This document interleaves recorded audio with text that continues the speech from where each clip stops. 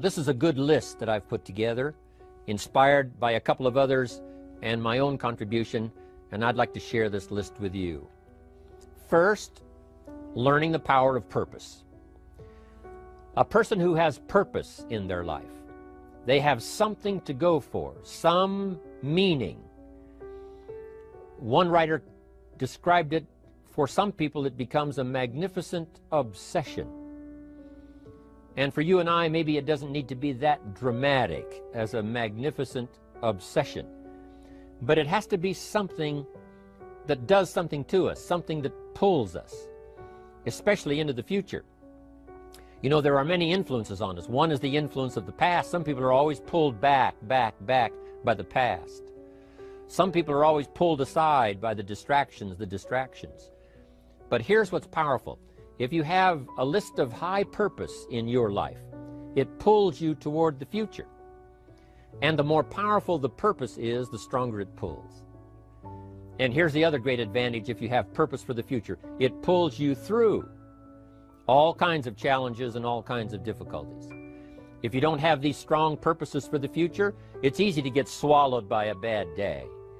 It's easy to be almost annihilated by a poor month.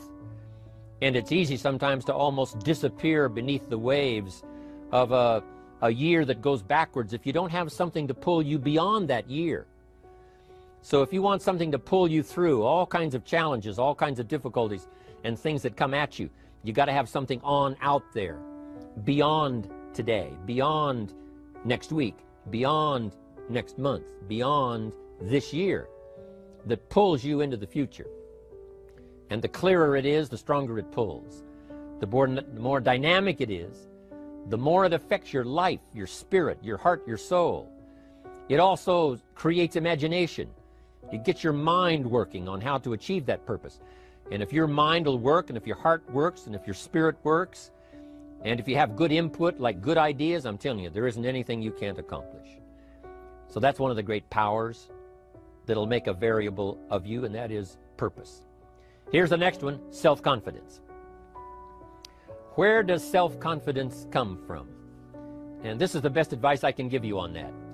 Not neglecting, first of all, the small daily disciplines. Self-confidence really comes from feeling good about yourself. And one of the best ways to feel good about yourself is at the end of the day to know that you poured it on. You did your best.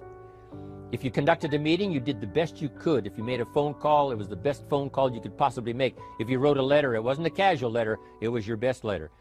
At the end of those kind of days, when you feel good about yourself, self-confidence starts to rise. You know that if you can have this kind of a good day, you can have another one the next day, and those days become the weeks become the months, and the month becomes a powerful year. Self-confidence comes from the lack of neglect. If you will not neglect to do the small daily disciplines, that's where self-confidence comes from.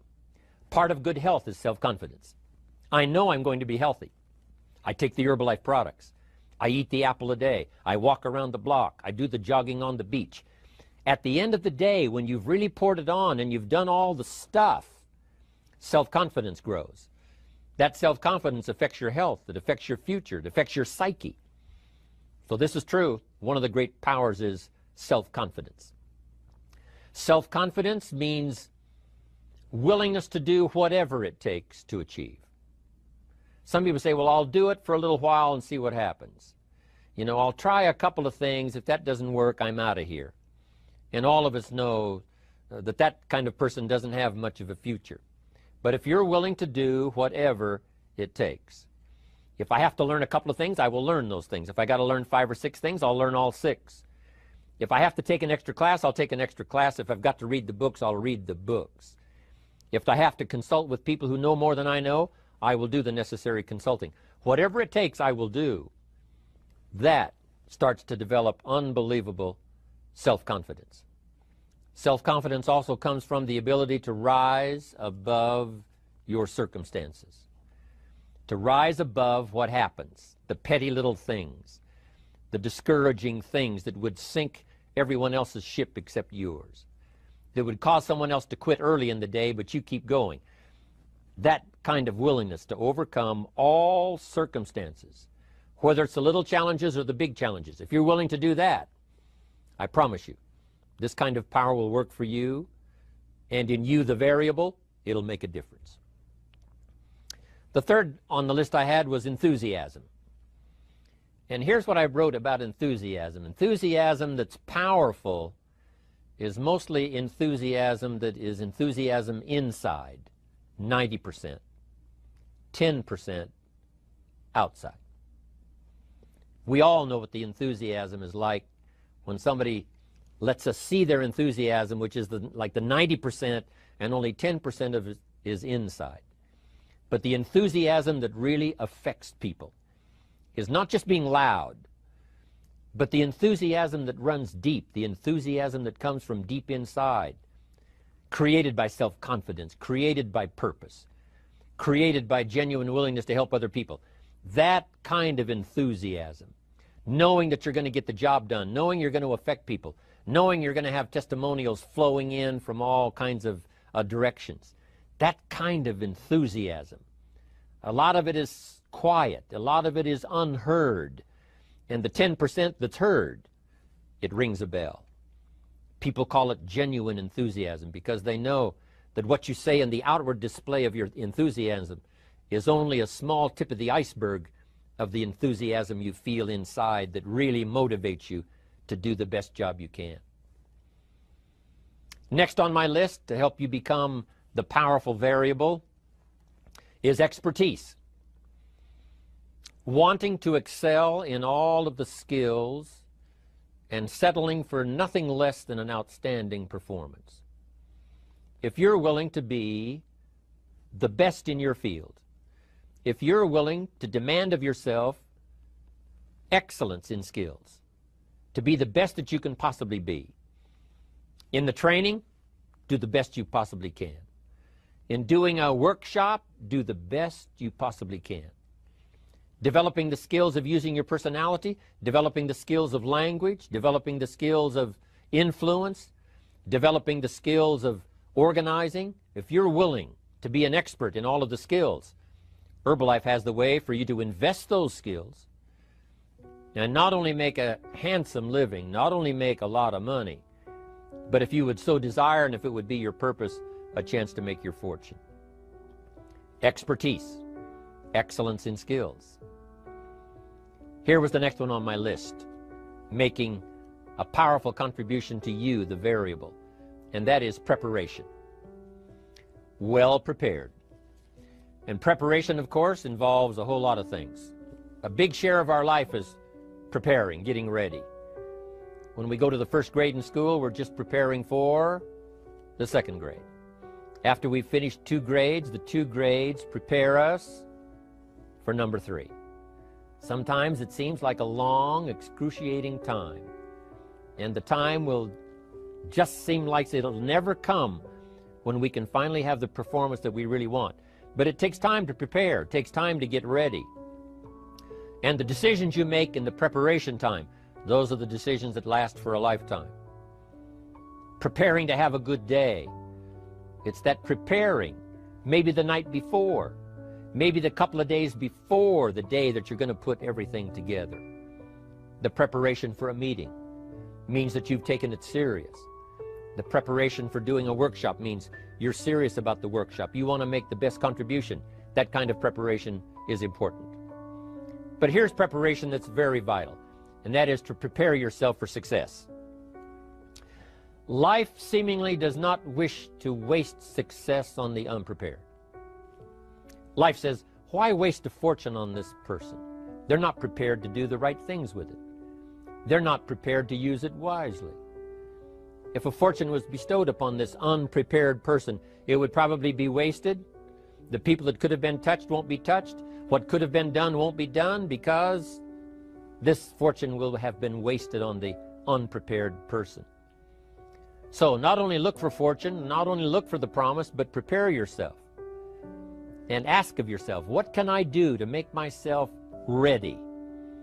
Because remember, life was designed not to give us what we want, not to give us what we need, but life was designed to give us what we deserve.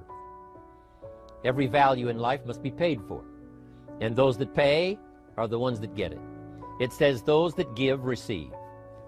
Someone says, I wish to receive, I wish to receive. You don't have to concentrate on receiving. Just become a good giver. It says those that search will find. Someone says, well, I need to find some good ideas to help change my life for the future. Then to find good ideas, that doesn't come because you need them, it comes because you search for them.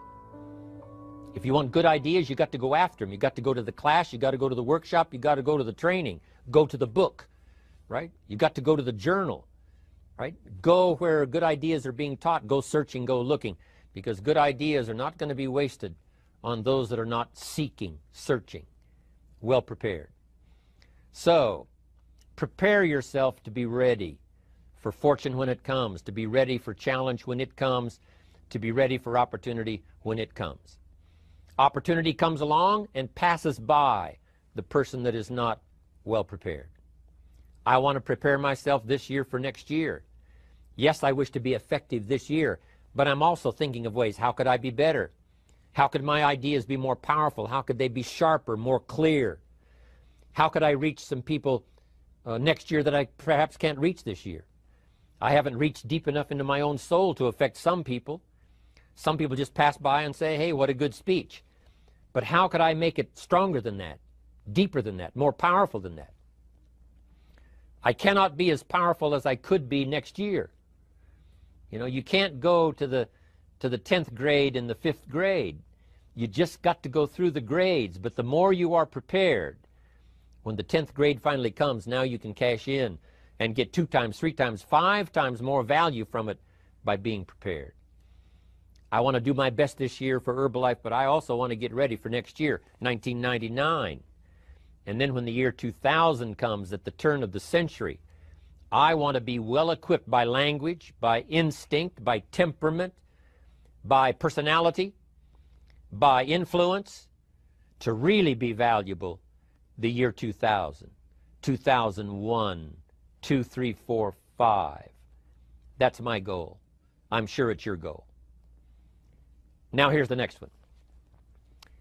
There's great power in self-reliance. Self-reliance means you simply look mostly to yourself. It would be nice if someone just gave you this, gave you this, gave you this. It would be nice if everyone did their job exactly as they're supposed to do it. But here's what you've got to do. Primarily rely on yourself. Primarily say, I'm the person responsible. And I will learn the necessary skills so that I can help people learn their skills. If I need lots of people to do certain things to build my organization, that is what I must have. But I've got to be the final backstop. I've got to be the final one that people can rely on. So that if this is missed and this is missed, I can catch up. I can fill the gap. I can do the job. We have to do it when we conduct meetings. We have to do it when we conduct training. We have to do it when we're in a class of just a few. What someone might have missed, we're there to fill in. Self-reliance. Primarily, we're learning to count on yourself. So that you can do this. Never complain and never explain. Here's the next key power, and that's image.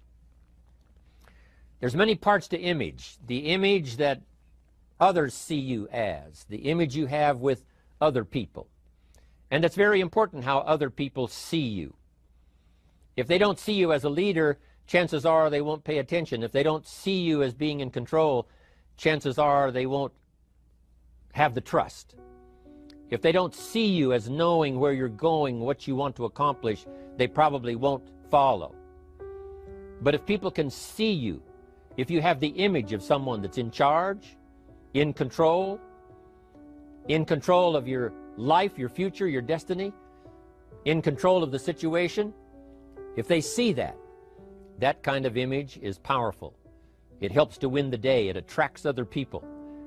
People want to be around people that are in control, that are powerful, but they know how to use their power. Influential, but they know how to use their influence. That kind of image is important. But here's a very important image, and that is your image of yourself. self. The way you dress, the way you talk, the way you think, your capacity for learning, all of that is an important image that you have of yourself. The image that you have that if it needs to be learned, you could learn it. If there's a book that needs to be mastered, you could master it. If there's a skill that needs to be learned, why couldn't you get busy now and learn that skill? That kind of self-image, that I am continually trying my best to be the best I can. Because one of the most important places you have to look is into the future, yes. You got to look into the past, yes. You've got to look around, yes. But one of the most important places you have to look is in the mirror. You know, how I appear to other people, that's important. But how I appear to myself is the ultimate importance. That kind of image, to where you'll develop the self-confidence, you'll develop the self-reliance. Now here's another one in my rather short list. The next word is character. Becoming a person of high values, a person of principles, a person of honesty, a person that earns respect. That kind of character. It took character when Mark started to put the marketing system together. How can we have a system that will build in the integrity, that people will know that if this happens, then this will happen. And if this goes wrong, here's the way to fix it. Unless you have the principles and the character and the integrity to put together a viable plan for a wide variety of people, then the system is not going to last very long. And I've been around long enough, and I'm sure you have been around long enough to see a lot of systems that got started, but they failed. And the reason is because they were not constructed with integrity. They were not constructed with character. They were not constructed with doing the right thing. They might have been constructed to take advantage. You know, cash it out as quickly as possible and leave. Mark was involved when others took advantage of him all those years ago before Herbalife. When someone took advantage and didn't have the character, didn't have the principles, and didn't have the character to stay, the character to see it through, the character to do the right thing. So this is important, to develop the character within yourself, that people see you as honest, as fair, willing to do the right thing, willing to be helpful, but always willing to walk the center line, not to pass the line. When we come to an opportunity like Herbalife, especially multi-level network marketing, it is so dynamic, it is so powerful, and it is so possible in fortune making that sometimes people want to speed up the process by cutting the corners, by neglecting to do the right things, you know, to cheat a little here, you know, cross the line just a little bit, because then, you know, it'll grow faster and you can cash in quicker. Not necessary here. Doing Herbalife right will build your fortune longer and stronger than trying to cut the corners and not doing it right. If we'll have the integrity that Mark had when he started it, and keep perpetuating that we will do the right thing by the marketing system, the right thing by a distributor who has a customer and they take care of that customer belongs to that distributor. That kind of integrity in the marketing system, the kind of integrity we have among each other, the kind of character we have to rely on each other, because here's what we cannot do. We cannot do this by ourselves. Mark's got to count on me. I've got to count on Mark. We've got to count on the president's team. The president's team has to count on the chairman's club for advice and counsel. We have to count on the millionaire team, the tabulator team, the world team. We've got to count on the distributor. We've got to count on the distributor giving the right message to the potential customer. We've got to count on the distributor giving wise counsel to the new recruit, teaching them the right way, the Herbalife way, the principled way, the character way. Vitally important. Building and developing your own character. Now here's another one. It's called self-discipline. Self-discipline, all of us have a challenge with that. Because sometimes it's easy, and especially if you're working hard, doing the best you can, it's easy sometimes to let up and let it go. But remember, So many people, especially now that we're as big as we are around the world, are counting on what we do. At home office, they have to be careful. They have to be disciplined. It's easy for the person who ships the product from Herbalife says, oh, well, I'll wait until tomorrow to ship it. And then they go home and sleep like a baby. But the distributor who's waiting for that product doesn't sleep that night, or doesn't sleep when the product doesn't show on time. But if everybody will have the discipline to say, I will do the best job I can. I will make mistakes, of course, because we're all human, but I'll try to remedy those mistakes and do the best job I can. That kind of self-discipline that understands how important your part is in all of the functions that work. Coming to work on the set here, HBN, there's so many people that play a part. And each one of the parts that are played is necessary to put on the broadcast, make it viable, make it real, make it powerful. Any couple of them missing, and it would be a disaster. But all of it put together, and it works like a charm. Each person developing the self-discipline to do their part, do their job.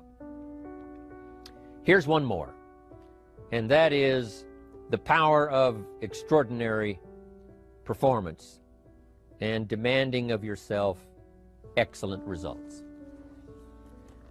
This is so important. If you want to live extraordinary, you must do extraordinary. If you want an extraordinary income, you must do extraordinary things. If you want an extraordinary fortune, you must go with the demands of what it takes to have that fortune. Mark has made such a fortune, it's almost beyond comprehension what the numbers really are. But guess what he has the satisfaction of knowing? He earned it all. If he'd have been lax in the performance, Herbalife would not be here these 18 years later. Herbalife would have been a footnote in multi-level history. But because he performed year after year, the 3rd year and the 5th year, and the 7th year and the 10th year, and the 12th year and the 15th year, and now performing well in the 18th year, I'm telling you, that's what makes it such a viable fortune for Mark personally, of course, because he did the job. If we would ask of ourselves that kind of performance, and you've got to ask it of yourself. You know, I can't ask it of you. I would try to inspire you. I would try my best to share with you what it might taste like, what it's like to finally make your fortune. It happened for me. But here's what you must do. You must demand it of yourself. Society does not demand that you not have a heart attack. But if you want to escape having a heart attack, you must demand it of yourself. Society doesn't demand that you take Herbalife and improve your health. You have to demand it of yourself. Society doesn't demand that you jog around the block every morning. But if you want good health, you must demand it of yourself. Society doesn't demand that you read a couple of books a week and improve your intelligence and your knowledge. That you must demand of yourself. Society does not demand that you build a financial wall around your family nothing can get through. That's not a demand of society. But you must demand it, if you wish it, you must demand it of yourself. Society doesn't demand that you learn a list of 10 skills in order to ensure your own future and the future of your family. Society doesn't demand it, doesn't require it. It is not a law. But if you want the benefit, you must demand it of yourself.